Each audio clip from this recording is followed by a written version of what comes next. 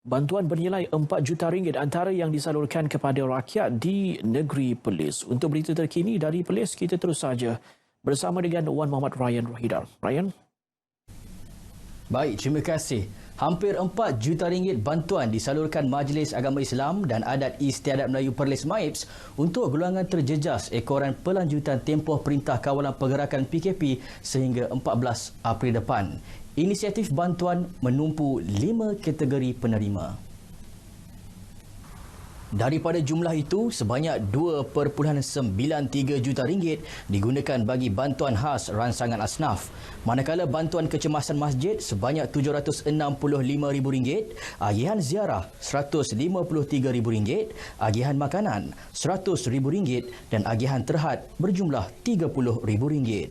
Ketua Pegawai Eksekutif MAIPS Muhammad Nazim Muhammad Nur berkata, ia signifikan dengan seruan Perdana Menteri agar pengurusan zakat seluruh negara turut membantu mereka yang terkesan sepanjang tempoh PKP dikuatkuasakan.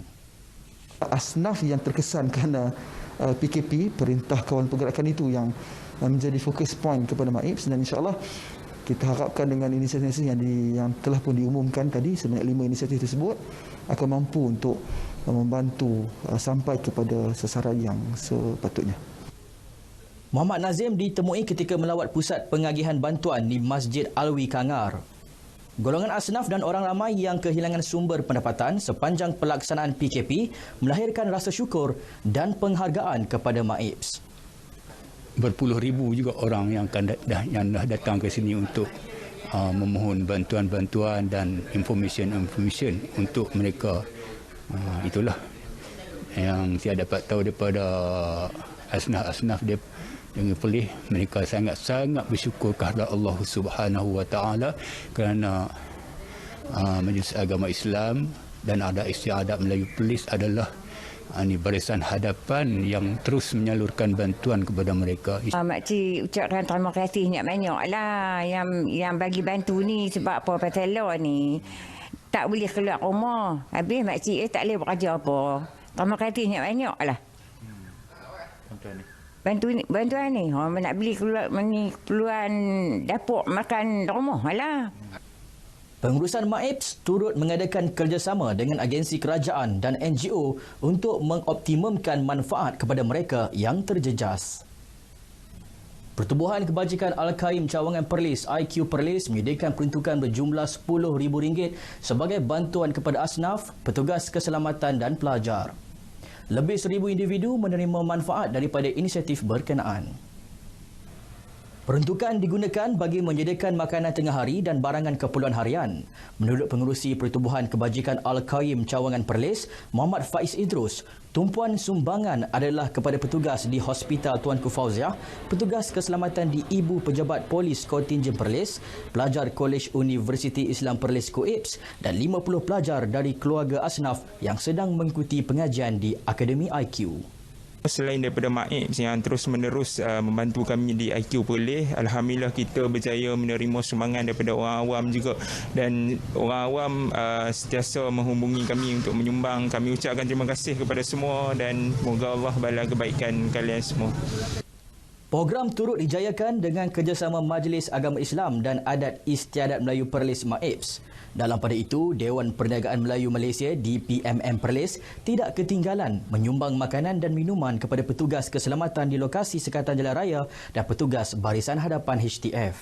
Dewan Perniagaan Melayu di Dewan Perniagaan Melayu telah membuat satu keputusan untuk memberi sumbangan kepada pihak polis yang akan terada di barisan hadapan, terutamanya di bahagian Roblok lah, ataupun di bahagian pemeriksaan untuk ke luar negeri. Satu mekanisme untuk penyerahan sumbangan harus diwujudkan selain mengguna pakai khidmat agensi kerajaan sedia.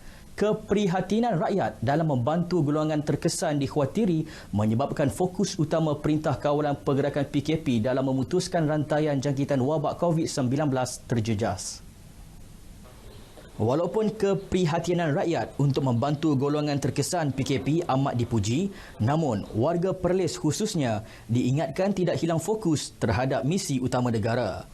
Setiausaha Kerajaan Negeri Perlis Azman Muhammad Yusof bimbang dalam kegairahan membantu masyarakat Alpa dengan peraturan yang sewajarnya diikuti. Tambahnya, tindakan keluar memberi sumbangan secara berkumpulan dan berkumpul untuk menerima sumbangan dikhawatiri mempercepatkan penularan wabak COVID-19 ini.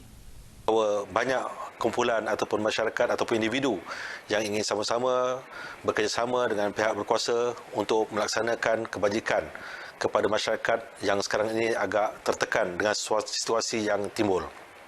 Saya mengharapkan setiap pergerakan ini hendaklah mendapat kebenaran daripada pihak-pihak berkuasa dan kalau boleh kita menggunakan pihak berkuasa ataupun agensi-agensi yang telah pun diberikan mandat untuk melaksanakan tugas bagi menyampaikan bekalan-bekalan yang patut disampaikan kepada kumpulan sasar. Tambahnya, orang ramai harus menyedari kepentingan antara kebajikan dan objektif utama PKP menangani COVID-19 dapat dicapai. Beliau bercakap kepada pemberita RTM di Kangar, Perlis. Laporan tadi mengakhiri lintas langsung berita wilayah dari RTM Perlis. Terima kasih kerana anda terus berada di rumah. Kami bekerja untuk sampaikan maklumat kepada anda. Assalamualaikum dan salam sejahtera.